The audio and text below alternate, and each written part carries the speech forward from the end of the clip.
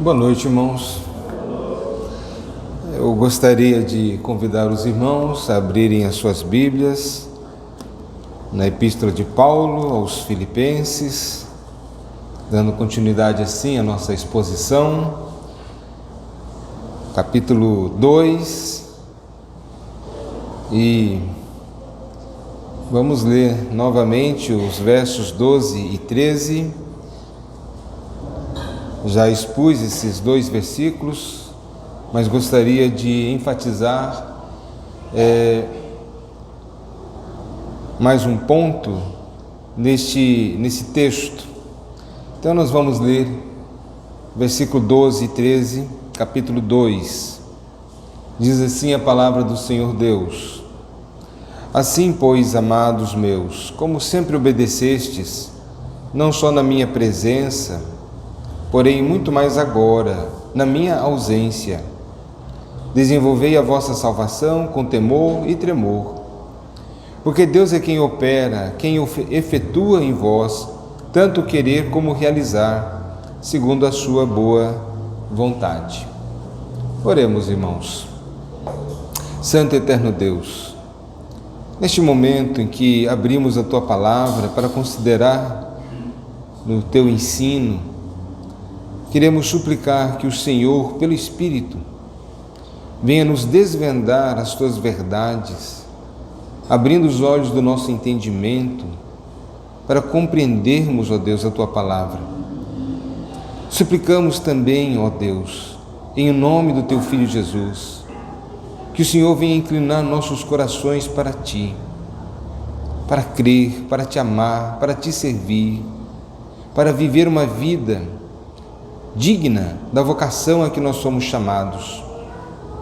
Suplicamos, ó Deus, a Tua intervenção em nós, para que andemos neste mundo como sal da terra, luz do mundo, sendo diferentes e fazendo diferença, para o louvor e a glória do Teu nome. Abençoa, Senhor, cada irmão e irmã aqui presente, que a Tua graça acompanhe a cada um, que o Teu Espírito iluminador abençoe, e não somente a nós que aqui estamos. Suplicamos a Tua bênção sobre o Teu povo, espalhado por toda a terra. Que a Tua paz seja sobre a Tua igreja. Em nome de Jesus. Amém. Irmãos, primeiro nós devemos entender a vida cristã, que muitas vezes nós percebemos pessoas fazendo apelos para não cristãos viverem a vida cristã, ensinando, dizendo: olha, você tem que ser assim, você tem que fazer isso, tem que agir assim. E qualquer apelo ao mundo para que o mundo viva a vida cristã é simplesmente impossível. O homem natural não somente não compreende as coisas de Deus, não somente ele está incapacitado de ver a sua realidade espiritual, de que ele se encontra num estado de penúria, ele está morto nos seus delitos e pecados, e ele não consegue sequer perceber essa realidade. O homem natural, portanto, ele está espiritualmente morto, e é impossível que ele viva uma vida cristã sem antes se tornar efetivamente cristão, sem que ele venha passar pelo novo nascimento, nascer de novo. Portanto, estamos falando aqui de uma impossibilidade vivencial mesmo, uma impossibilidade teológica, como revelado nas Escrituras. Pedir que o mundano, o ímpio, viva a vida cristã é simplesmente impossível. E não somente é impossível, acaba se tornando uma negação do Evangelho, porque nós estamos, como que dizendo, é possível ao homem viver uma vida que agrade a Deus, sem que ele tenha nascido de novo. Isso, portanto, é uma aberração, é contrário ao ensino das Escrituras Sagradas. O homem natural, portanto, não pode. E como nós vamos perceber o método do apóstolo Paulo em tratar deste assunto? Sempre nós vamos perceber que ele vai dizer que é Deus quem está operando. Ele, nas suas cartas, ele sempre vai falar uma parte teológica da obra de Deus, da condição do homem. Romanos, ele vai dizer que todos pecaram, estão destituídos da graça de Deus, sem qualquer vontade própria de buscar a Deus. Não há quem entenda, todos se extraviaram, todos se perderam. Não há quem busque a Deus, não há um sequer. Essa é a realidade. E o salário do pecado é a morte, e é isso que tem conduzido o homem. O homem está morto nos seus delitos e pecados.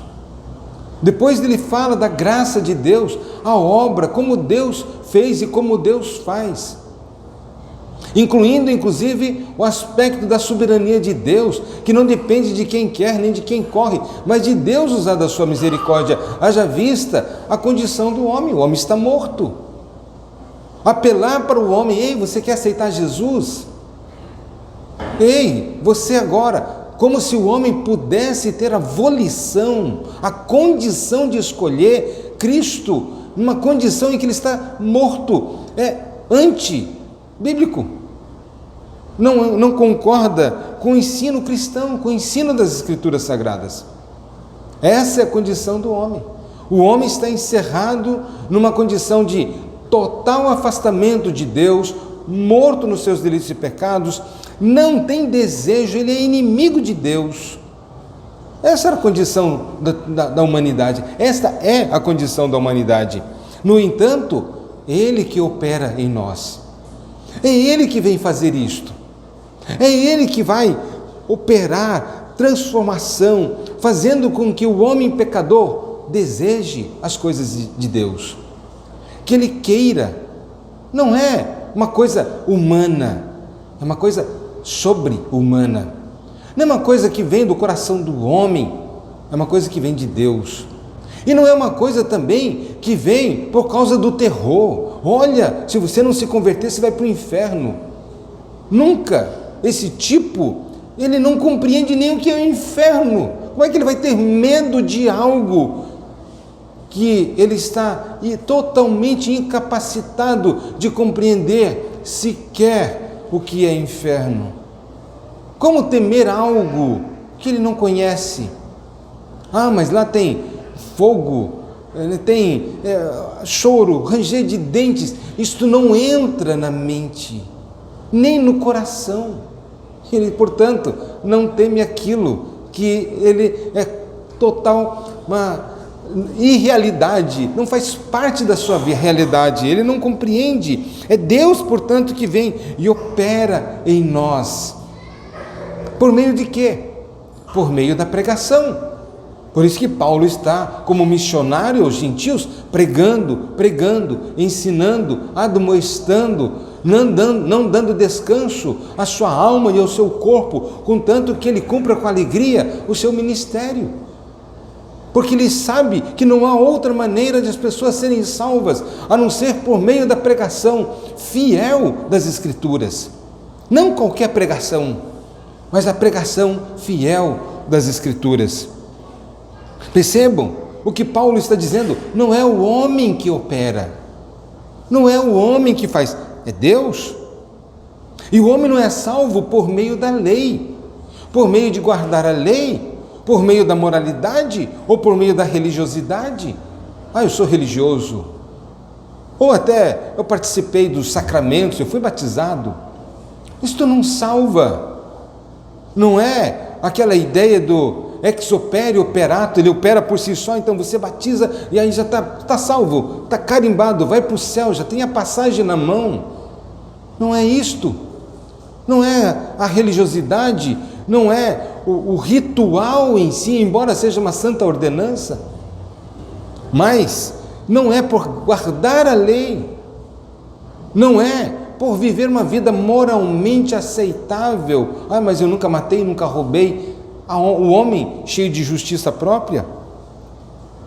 Embora Paulo vai dizer que no método da salvação é Deus que vai operar em nós, ao mesmo tempo ele ensina, dizendo, não significa que o cristão ele vai viver sem lei.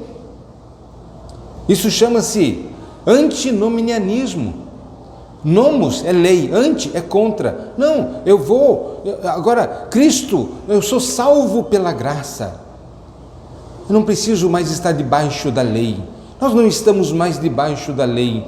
Eu não preciso ter nenhum padrão, não preciso me amoldar a nenhum padrão. Não, eu fui salvo, agora está tudo certo. Não é verdade. Porque quando nós somos salvos para estarmos debaixo da lei da liberdade e da lei de Cristo. Portanto, o antinomianismo também não é bíblico, embora a lei não nos salve, mas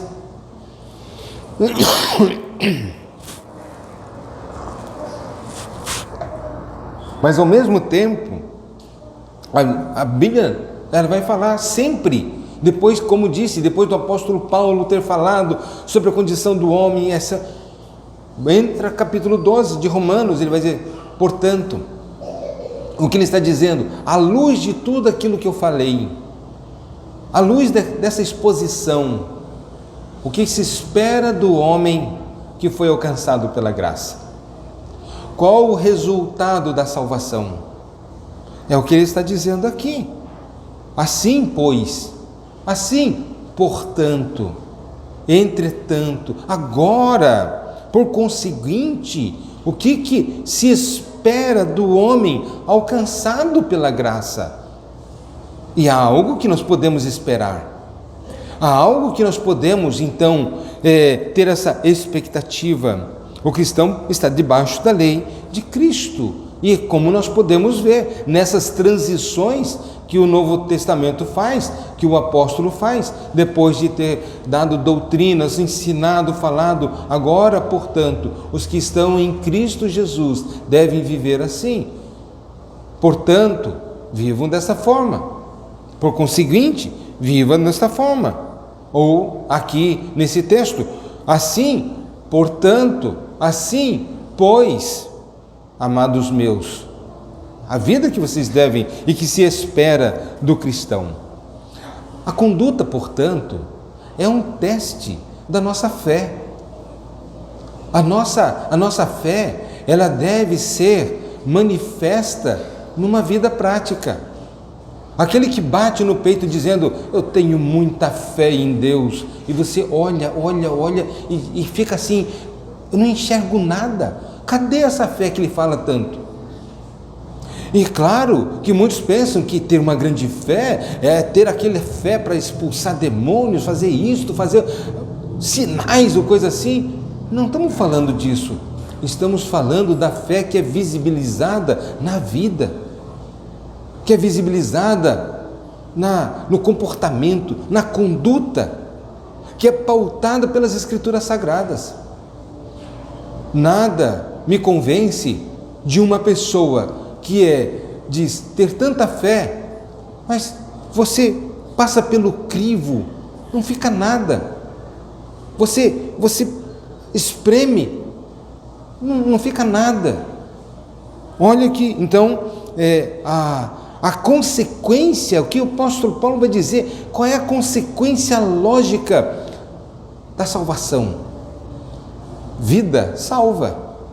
Qual é a consequência lógica de ter Cristo no coração, de ser agora templo do Espírito Santo, de ser habitação de Deus, precisamos ser cartas vivas, onde as pessoas vão ler e vão perceber algo de diferente. Porque senão, meus irmãos, jamais podemos nutrir uma esperança da glória, se nós já não vivemos na glória, já não vivemos uma vida diferente. Meus irmãos, e com grande tristeza, percebemos o crescimento vertiginoso da igreja brasileira, em número, mas não em qualidade. Porque algumas pessoas, se eles não disserem que são crentes, ou se eles não disserem que são cristãos, você nem desconfia. É um bom agente secreto. Você nem desconfia e diz, rapaz, te enganou direitinho, né? Porque eu nem desconfiei.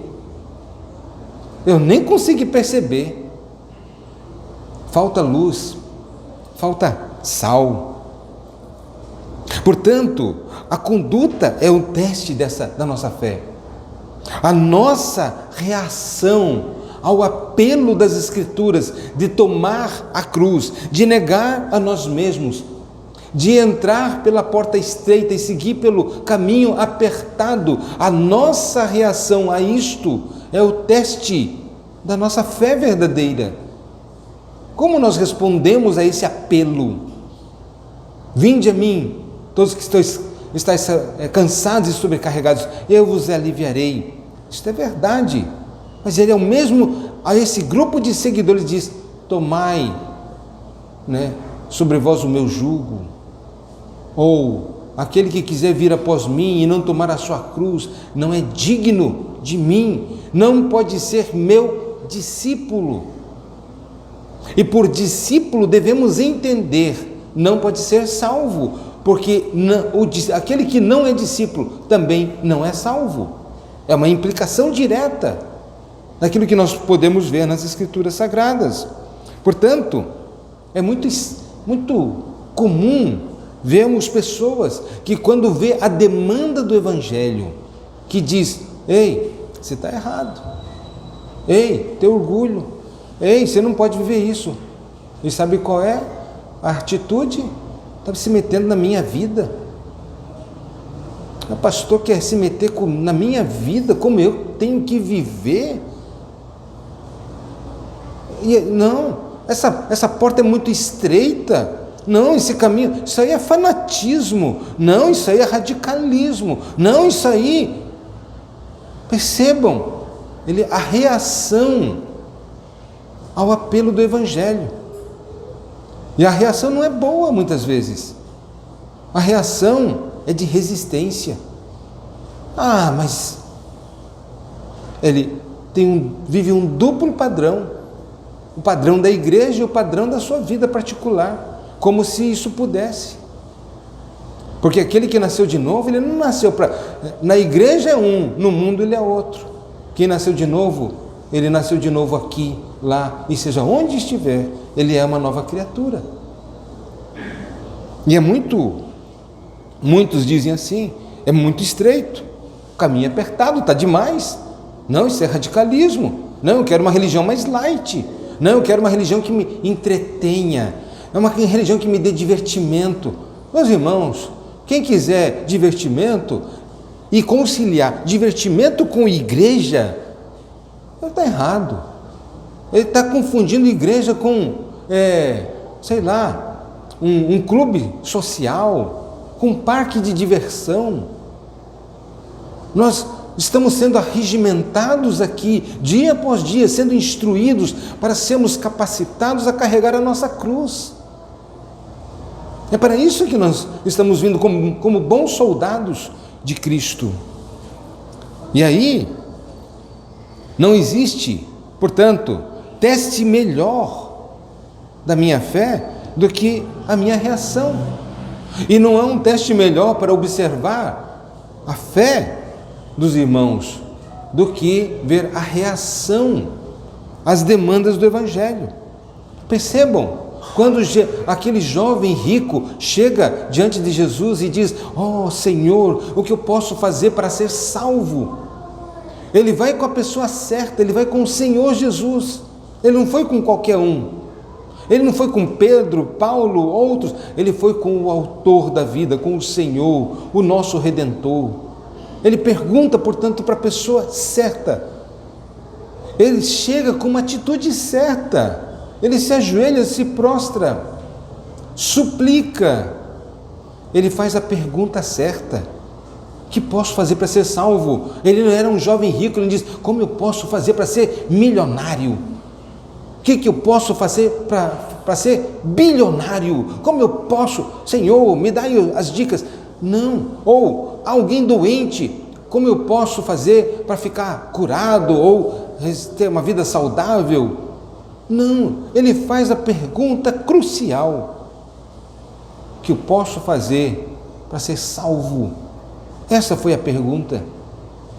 E Jesus, ele diz sobre a estreiteza da porta: vai, vende tudo, porque Jesus havia identificado que ele tinha um Deus. O Deus dele era a sua riqueza. Percebam, não é possível servir a dois senhores. E portanto a demanda do Evangelho é: você tem que deixar um. Há problema em ter dinheiro? Não. Há problema em ser rico? Não. Há problema em ter saúde? Não.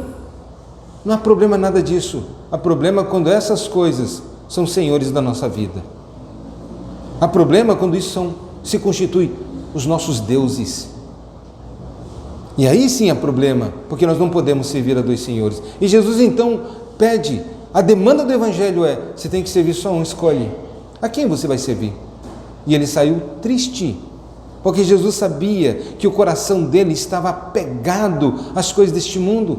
Perceba qual foi a reação dele ao ouvir sobre a estreiteza da porta. Ficou triste. Opa, é demais para mim, não tem como abrir mão.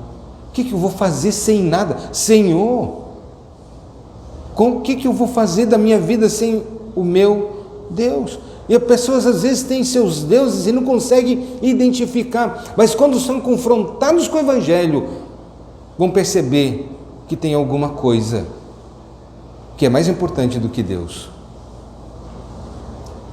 Mas percebam a atitude correta. Quando Jesus chama os discípulos, estão lá na sua empresa, a empresa de pescaria da Galileia. Ei, segue-me. Deixaram tudo, deixaram o rei, deixaram o barco, deixaram o pai lá, e foram e seguiram Jesus. Qual era a demanda do Evangelho? Alguém pode dizer: não, eles deixaram tudo. Quantos outros assim não procederam? Zaqueu, Mateus: se eu tenho defraudado alguém, eu vou restituir 4 vezes mais, eu vou distribuir metade dos meus bens para os pobres e tal. Por que Jesus não disse para Zaqueu: não, Zaqueu, dê tudo, assim como ele fez com o jovem rico? Por que ele não fez isso com Zaqueu? Porque o problema não é a riqueza, o problema não é o dinheiro, o problema é o coração nessas coisas. E Jesus sabia que Zaqueu não estava com o coração ali, por isso não precisava dessa demanda. Mas agora o apóstolo Paulo está dizendo que nós devemos desenvolver a vossa salvação com temor e com tremor. E aí eu queria mencionar exatamente sobre esse operar a vossa salvação com temor e com tremor, que denota aqui como fazer, o que fazer. Primeiro devemos entender o que é salvação. Salvação, meus irmãos, é a mensagem essencial do Evangelho. O Evangelho não veio para dizer: pare de sofrer. Muitas pessoas vão para o Evangelho porque querem parar de sofrer. Onde Cristo disse: vinde após mim e vocês vão parar de sofrer? E pelo contrário, Ele vai dizer: você tem certeza que quer vir após mim? Olha o que aconteceu com os profetas que viveram antes de vós. Olhe como eles sofreram, como eles penaram, como foram perseguidos. Olhe para eles. Vocês acham que eu vim para este mundo para dizer: pare de sofrer? Mas quantas pessoas estão entrando hoje no cristianismo porque querem simplesmente parar de sofrer? Ou então na teologia da prosperidade: enriquecimento, você vai prosperar, dê 50 que Deus dá 5.000, dê isto, e faz aquela barganha com Deus. E não são poucos os que estão entrando na igreja com motivação errada, porque nunca entenderam qual é o propósito essencial do Evangelho: salvar pecadores. Foi para isso que Jesus veio, para salvar. Mas as pessoas não querem salvação, querem riqueza, querem o caminho do jovem rico, e querem usar a religião, e querem usar Cristo, querem usar Deus como seu serviçal para cumprir as suas vontades. Mas não é isto. Portanto, o propósito essencial do Evangelho não é deixar rico, não é deixar fisicamente saudável, não é deixar emocionalmente, psicologicamente saudável. Há um cristão que ele sofreu tanto por ser cristão, que ele endoidou, ele perdeu totalmente a sua sanidade. Percebam? E aí quando alguém perguntava para ele qual era o seu nome, qual é o teu nome, ele não sabia dizer o nome dele. Mas sabe o que ele respondia? Sou de Cristo. Isso ele nunca esqueceu. Sou de Cristo. Mas imagine se ele quisesse a religião que para de sofrer, que dá a restauração no seu estado psicológico e emocional. Quem que vai seguir uma religião dessa? Quantos cristãos têm perdido a vida e a sanidade por causa da fé? É por isso que a Bíblia diz que nem os loucos errarão o caminho, porque muitos cristãos acabaram perdendo a sanidade por causa de tanto sofrimento, mas não abriram mão da fé. Mas então qual é o propósito essencial do Evangelho, como revelado? Salvar. Esse é o propósito. Infelizmente, nem todos parece que estão preocupados com salvação. Estão preocupados com outras coisas, mas não com salvação. Mas por quê? Porque a igreja tem errado. Muitos púlpitos têm ensinado um outro evangelho. Muitos púlpitos têm ensinado e pervertido o propósito do evangelho. Como se o grande propósito é transformar homens em poderosos espirituais e coisas do gênero. Ou outra coisa. Mas o Evangelho veio para nos libertar do pecado. O salário do pecado é a morte. Ele tem um poder escravizador, dominador. O pecado domina o homem. E o Evangelho veio mostrar como Deus liberta. E conhecereis a verdade, e a verdade vos libertará. E Jesus diz: eu sou a verdade, eu sou o caminho, eu sou a vida. Ninguém vem ao Pai a não ser por mim. Portanto, percebam, Cristo veio para nos libertar das amarras do pecado, para nos libertar da escravidão. Mas percebam que o pecado não é algo fora de nós, não é uma coisa, é a nossa natureza. O homem, sabe por que o homem peca? E quando digo o homem, é a humanidade, eu não estou falando do gênero. Hoje tem que ser mais claro, né? Homem, mulher, criança, sabe por que peca? Porque é pecador, está entranhado na natureza, é o que sabe fazer melhor, pecar. É como uma víbora, que só sabe dar a peçonha, picar, envenenar, é a única coisa. O homem, ele está nessa condição, é a sua natureza. Então, já sabe por que nós pecamos? Já sabe por que os homens pecam? Porque não pode fazer diferente. Sua natureza é pecar. A sua natureza, lembrando que pecar, não fique pensando, pecar é matar, roubar, é ser desonesto. Pecar é fugir do plano para o qual Deus nos criou. A palavra no grego, hamartia, errar o alvo. Deus nos fez para o louvor e glória do seu nome, e nós fazemos tudo menos isso. Fazemos para a glória do nosso nome e não para a glória de Deus. Buscamos o nosso respeito, buscamos o louvor dos homens, a aprovação dos homens. É isso. Mas também percebam que Cristo, o Evangelho veio para nos livrar da ira vindoura, do juízo. Porque essa era a condição. Percebam, por causa do pecado, estamos debaixo da ira e da ira de Deus. A salvação, e para ser salvo, precisa reconhecer a sua condição de miséria, de pecaminosidade, de condição de que está morto, de que está doente, terminal e que precisa de um médico, e o médico da alma, e que precisa ir a esse médico. Para ser salvo, ele precisa ir, precisa ver a sua necessidade, porque, meus irmãos, há de convir, quando nós achamos que está tudo bem, para que eu vou para o médico?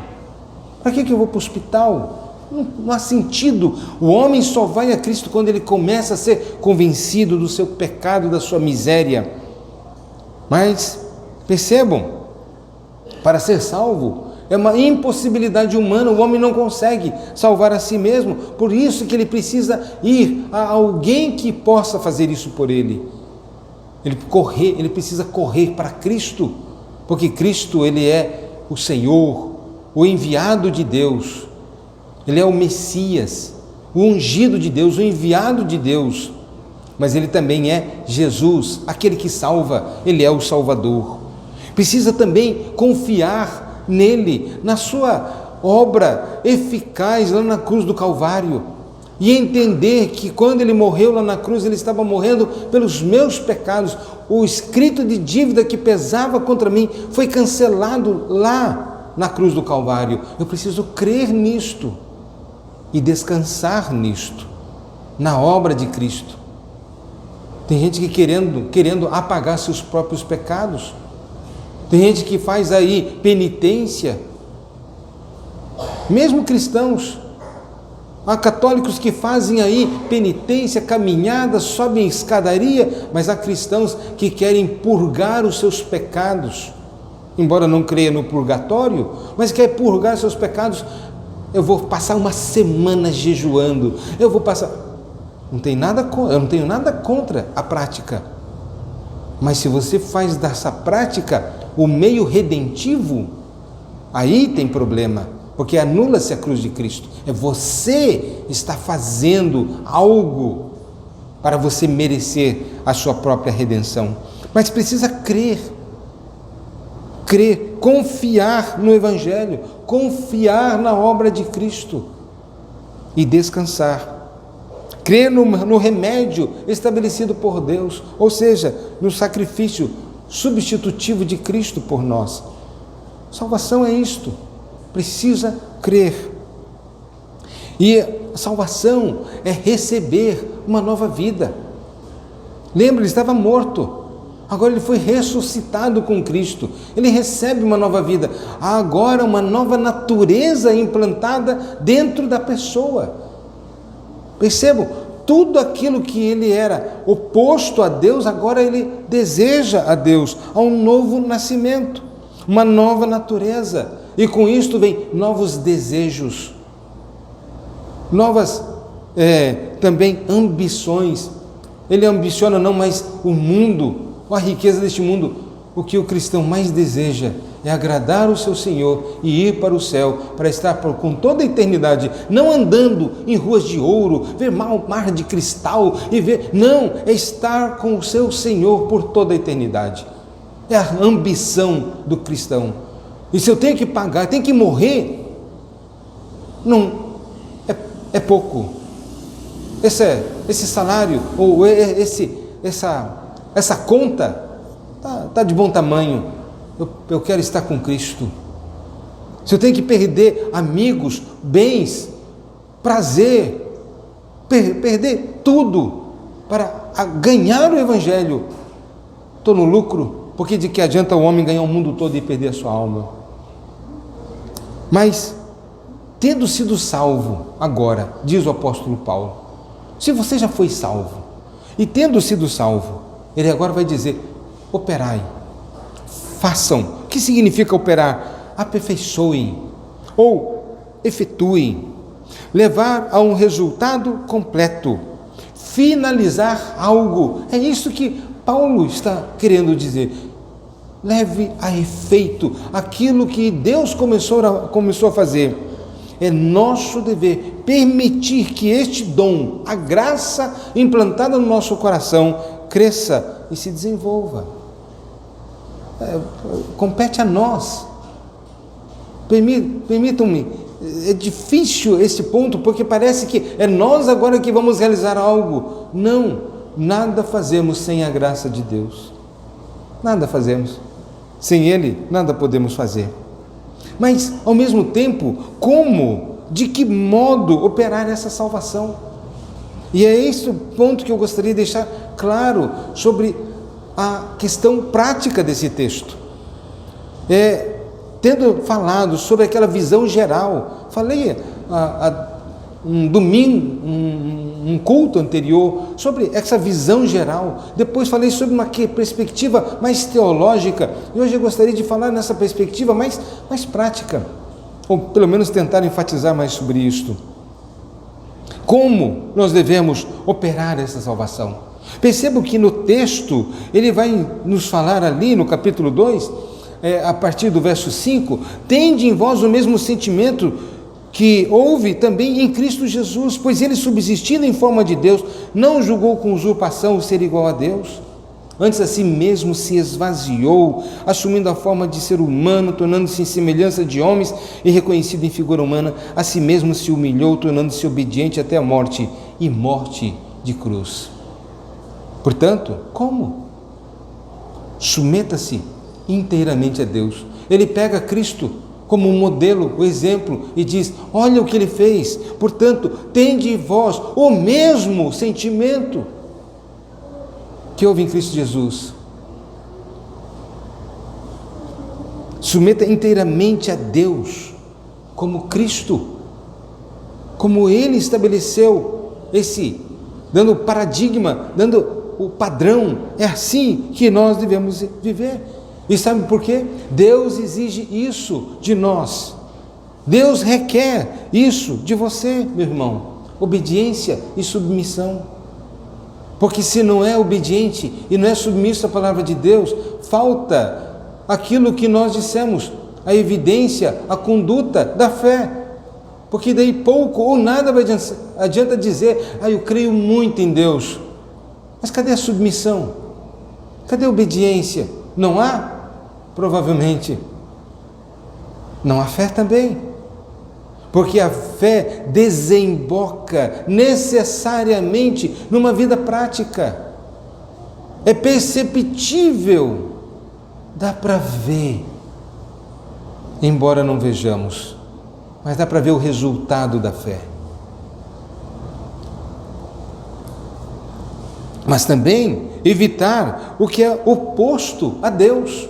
Como eu posso operar essa salvação? Evite tudo aquilo que é oposto a Deus. Tudo aquilo que te afasta de Deus. Percebam que 1 João, o escritor vai dizer: não ameis o mundo nem o que há no mundo. Porque se o amor do mundo estiver em você, essa paixão, essa coisa, o amor de Deus não está no seu coração. Deus não está no seu coração. Então, se você percebe que você tem certas dificuldades, tem uma inclinação, desejos, você tem que fazer, pois, morrer a vossa natureza terrena. Essas coisas que te afastam de Deus, tudo aquilo que se opõe a Deus, é você que vai ter que fazer. Você vai ter que lutar. Por isso que ele está dizendo: operem a vossa salvação. Ele não pode fazer pela igreja de Filipos. Olha, eu vou operar aqui por vocês, tá? Eu vou fazer aqui e vocês vão receber o resultado aí. Não existe isso. Os irmãos ajudam muito, a igreja ajuda muito, mas cada um é conclamado a combater o bom combate da fé. Algumas pessoas não combatem um bom combate da fé e dizem: meu irmão, ore por mim que eu estou mal espiritualmente.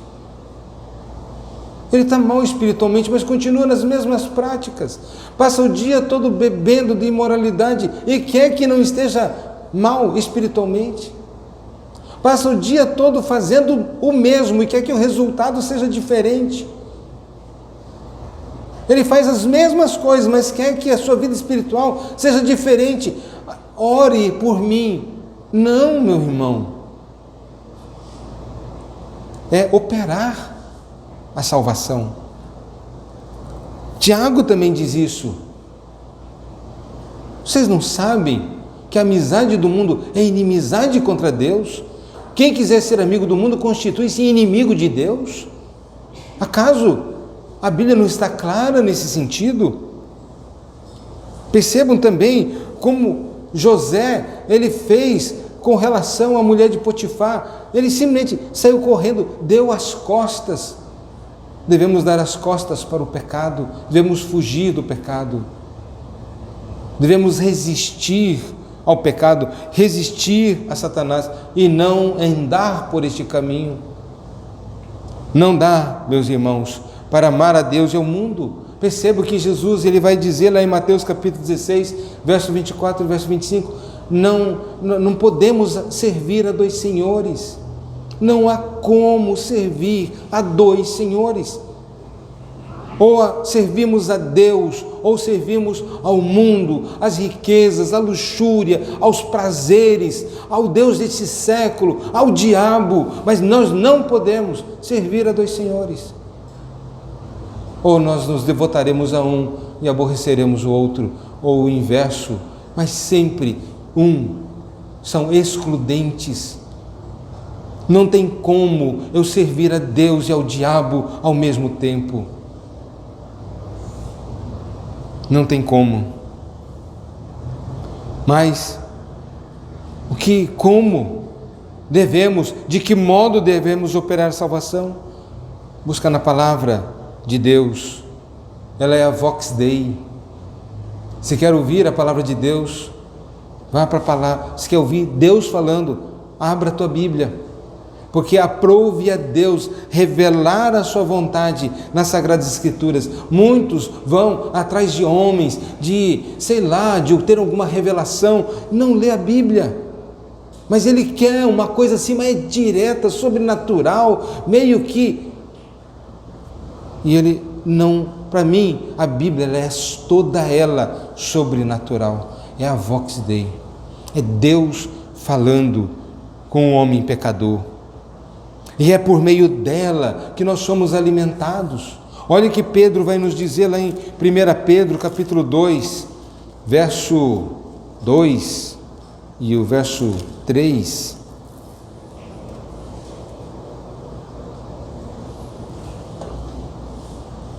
Diz assim: desejai ardentemente como crianças recém-nascidas o genuíno leite espiritual, para que por ele vos seja dado crescimento para a salvação.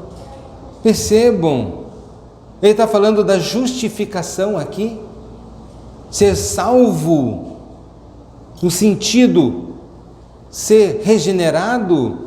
Não, ele está tratando do mesmo assunto que Paulo está tratando lá, não sobre justificação, mas está falando sobre santificação. Lembre que a salvação são em 3 etapas. Já fui salvo, é a justificação. Estou sendo salvo, é a santificação. Serei salvo, é a glorificação final. Mas é salvação em três tempos. É o passado, quando fomos alcançados, presente contínuo, que estamos todos os dias fazendo mortificar a nossa carne, e por fim um dia seremos salvos totalmente, inclusive da presença do pecado, e estaremos com toda a eternidade com o nosso bendito Redentor. Então percebam, devemos nos alimentar aqui. Pedro está dizendo crescimento para a salvação, se é que já tendes a experiência de que o Senhor é bondoso. Então não há crescimento para a salvação sem o genuíno leite espiritual, que por meio desse genuíno leite espiritual nos é dado o crescimento. E o que é esse genuíno leite espiritual? A palavra de Deus. Somos alimentados, a alimentação espiritual, a leitura, a meditação, e precisamos ler cada vez mais, precisamos meditar, ouvir, considerar, estudar. É isso, desta forma estaremos operando a nossa salvação. Não há santificação sem palavra. É loucura alguém dizer: eu vou operar a minha salvação aqui, a minha santificação. Qual é o padrão? É a palavra de Deus que nos diz qual é o padrão. Portanto, precisamos disto. Já viram crianças que não são bem alimentadas? Primeiro que ficam chatas, né? Chorosas, né? Já viu crente só reclamando, chorando? Às vezes está faltando leite. Precisa o genuíno leite espiritual. Vive reclamando da vida, reclama de todo mundo. A igreja não presta, o mundo não presta, não sei, não presta, nada presta. Sabe por quê? Porque é um crente fraco, raquítico, mal alimentado, só fica chorando, só reclamando, só murmuração. Os pais não prestam, os filhos não prestam, nada presta. Percebam? Mas ele não somente fala da necessidade da alimentação, mas fala do genuíno leite. Criança, ela pode também ser mal alimentada. Ela pode ser alimentada ali com aquela maisena, né? Faz aquele negócio, a barriguinha está cheiazinha, está saciada, mas não está nutrida. Percebeu? Há crianças que são assim, porque não é o genuíno leite. Eles estão sendo alimentados com a religiosidade, com uma falsificação de alimentação e coisas assim. Ele, tô bacaninha, para de chorar, mas continua aí, fraco, não está nutrida. É só o genuíno leite espiritual que vai dar o crescimento. Mas também, como? De que modo operar a salvação? Além de buscar na palavra o alimento, a vida de oração.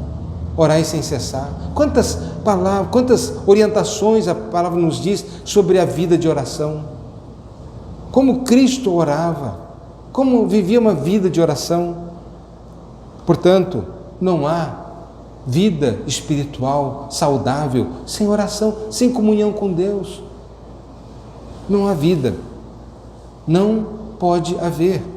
Portanto, ele está dizendo: operem a sua salvação. Não há essa vida dinâmica, essa vida em crescimento, essa vida em desenvolvimento. Ele vai viver aquela vida sofrível e vai ser salvo como que pelo fogo, pelo jeito. Porque as obras, quando forem provadas, a sua vida, quando for provada, vai ser como que queimada. Embora, como diz, se ele foi salvo, será salvo. Mas não de uma forma, podemos dizer, honrosa. Mas agora ele vai dizer o modo. De que maneira? Com temor. Não é medo. Não é ser acovardado. Não é esse aspecto aqui com temor e com tremor, mas com seriedade, com reverência, com vigilância, com sobriedade. É isto que o autor quer dizer. Vida cristã é algo sério. Infelizmente, muitos querem uma vida cristã cheia de entretenimento, diversão eclesiástica. Meus irmãos, tem pessoas que às vezes está sendo exposto a palavra, a pregação, o ensino, mas diz: mas pastor, aqui não tem assim aquele grupo dos jovens para a gente fazer isto, fazer aquilo, não tem aquelas programações gostosas. Mas pastor, os meus filhos, pais já chegaram para mim, meus filhos precisam de grupo de jovens, e aí então sai para ir para, não vou mencionar, mas cuja teologia não é saudável, cuja eclesiologia, cujas práticas eclesiásticas, cujo culto não é saudável, como prescrito na palavra de Deus, mas porque estão atrás de coisas agradáveis, coisas boas. Eu quero uma coisa assim que me alegre. Meus irmãos, eu quero eu quero que sejam salvos, porque de pouco ou nada adianta viver uma vida cristã superficial, cheio de alegria, cheio de alegria, superficialidade, jovialidade, e está indo para o inferno, cheio de risos e gracejos, embalando a alma, enganando a alma, achando que está tudo bem.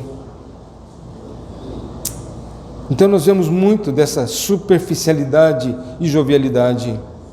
Mas Paulo está dizendo, desenvolvam com temor e com tremor. Pensa que os irmãos lá da igreja primitiva, qual era a implicação dele aceitar a Cristo? É que ele aceitando a Cristo, no dia seguinte, ele podia ser lançado no Coliseu de Roma para ser devorado pelas feras. Onde que está a diversão nisso? Aonde que está? Não há diversão, há salvação. O pastor missionário Ronaldo Lindório, da Igreja Presbiteriana, ele esteve como missionário aqui nessas regiões andinas, onde tem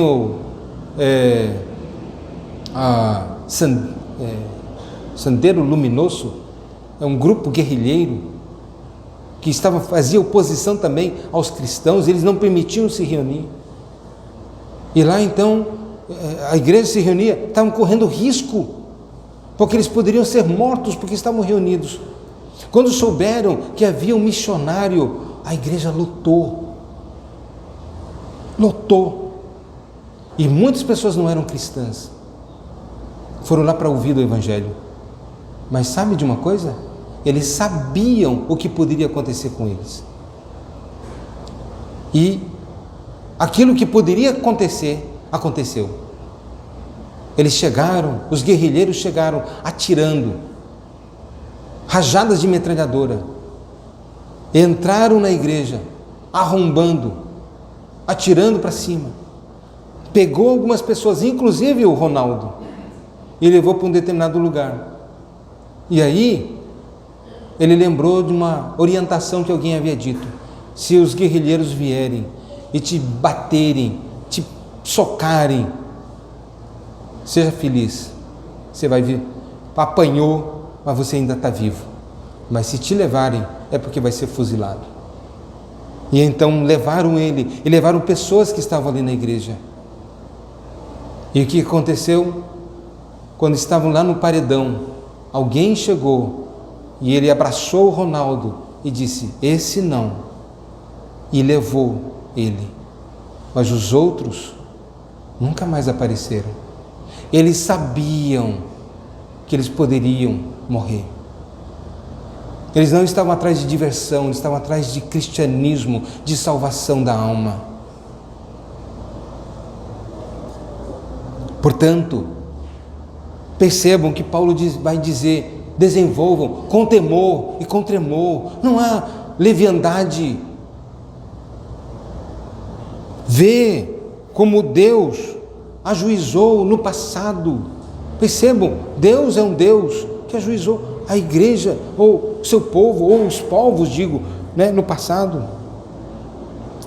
Devemos temer diante de Deus. Devemos temer a Deus, não os homens. Vejam o que Jesus diz: não temais os homens, que podem matar o corpo, mas não pode matar a alma. Temei antes aquele que pode fazer perecer no inferno tanto o corpo quanto a alma. Esse que deve ser temido. Temam a Deus.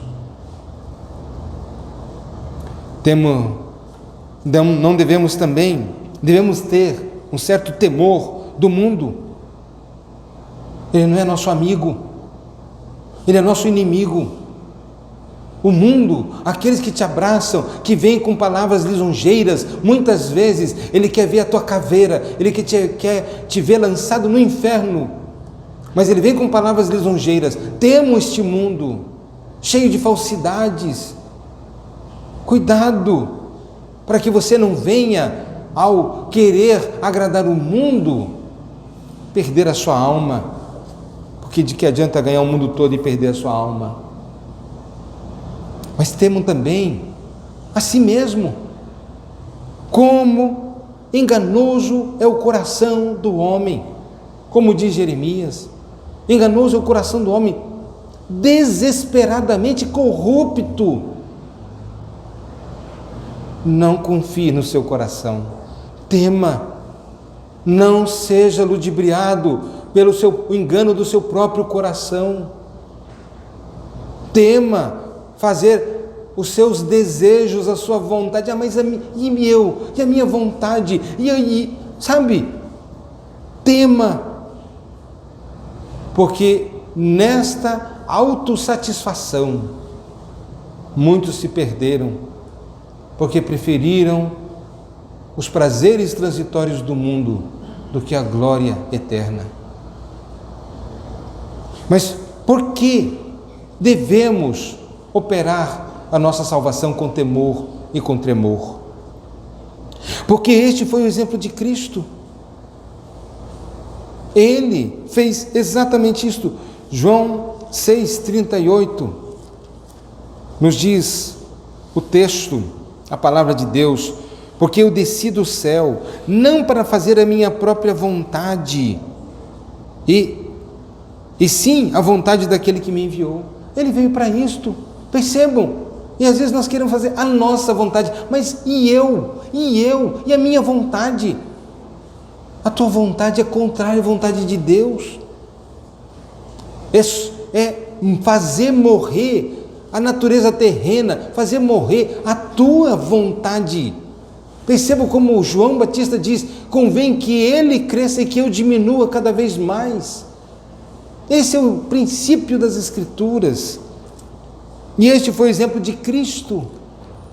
Ele mesmo diz isto: pelo que Ele fez por nós, porque nós devemos operar nossa salvação pela sua obra, o seu sacrifício. Tito 2,14.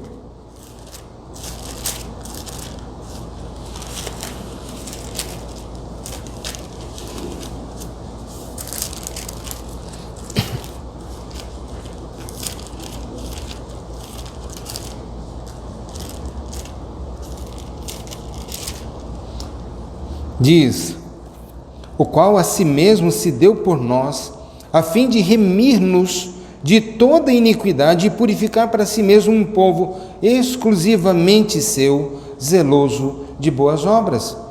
O que Ele fez por nós? Ele morreu naquela cruz para nos remir, Ele morreu na cruz para substituir a nós, porque o salário do pecado é a morte, e nós precisávamos ser crucificados, sermos mortos por causa dos nossos pecados. Ele morreu. Por que eu devo operar a minha salvação? Devo avançar por causa da obra dele, por causa daquilo que ele fez. Também, meus irmãos, para promover a sua glória e a sua honra, a glória de Cristo e a honra de Cristo. Nada torna mais vil a glória e a honra de Cristo do que cristãos que vivem mundanamente, impiamente, perversamente, pecadoramente. Como isso ofende a glória e a honra de Cristo, quando na verdade deveríamos viver de tal maneira que o mundo pudesse observar: Cristo em nós é a esperança da glória. Mas também, meus irmãos, é para servir como testemunho para o mundo. Para o mundo. Por que devemos operar nossa salvação? Porque nós não seremos um testemunho para o mundo se vivemos uma vida longe de Deus. Uma salvação que não é evidenciada na vida de santidade. Devemos operar a nossa salvação porque Ele é puro. 1 João, capítulo 3, verso 3, nos diz: e a si mesmo se purifica todo que nele tem esperança, assim como ele é puro. Eu tenho esperança, estou nele, eu me purifico, porque ele é puro. Porque ainda devo operar a minha salvação por causa da disciplina do Senhor. Lemos o texto no início da nossa liturgia, presbítero leu o capítulo 12 de Hebreus.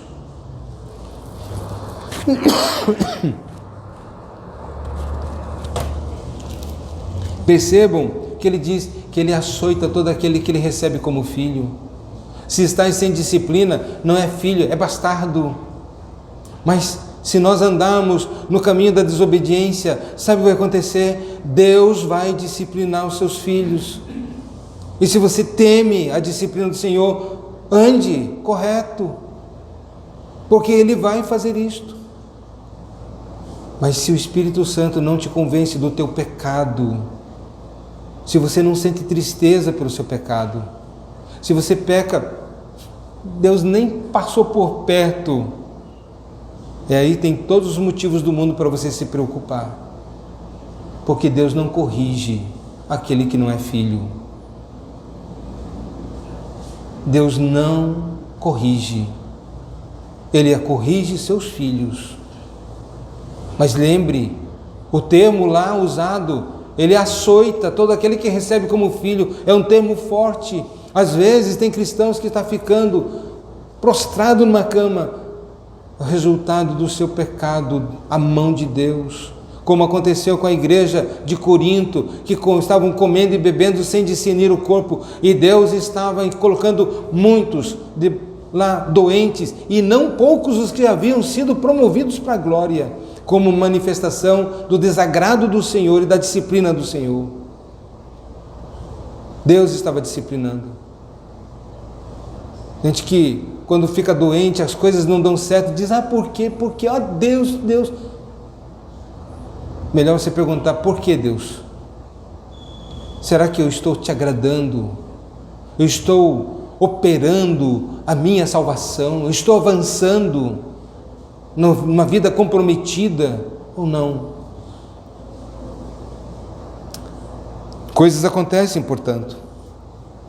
Às vezes, não somente essas coisas acontecem, mas às vezes há aquela exposição vergonhosa diante da igreja, debaixo de uma disciplina eclesiástica, onde todo mundo vai ficar sabendo o que andou fazendo.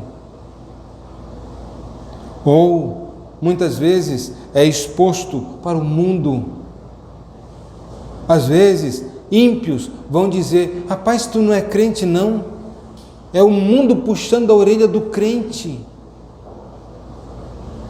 Que coisa! Chegou um ponto de o ímpio falar para o crente que ele está vivendo desordenadamente. Que vergonha!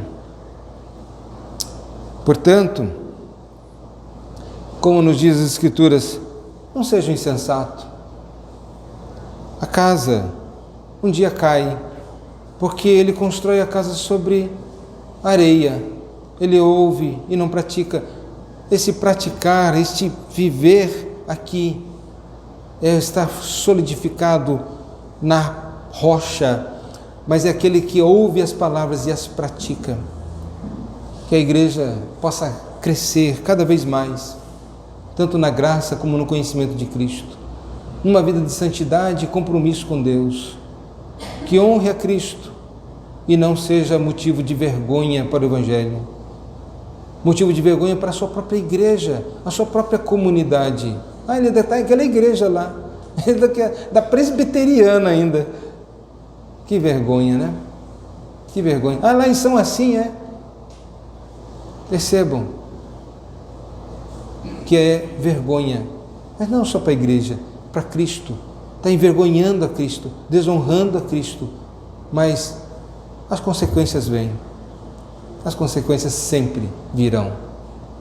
Tudo que o homem plantar, ele vai colher. Que Deus nos conceda graça para operarmos com temor e com tremor a nossa santificação. Que Deus nos abençoe. Amém?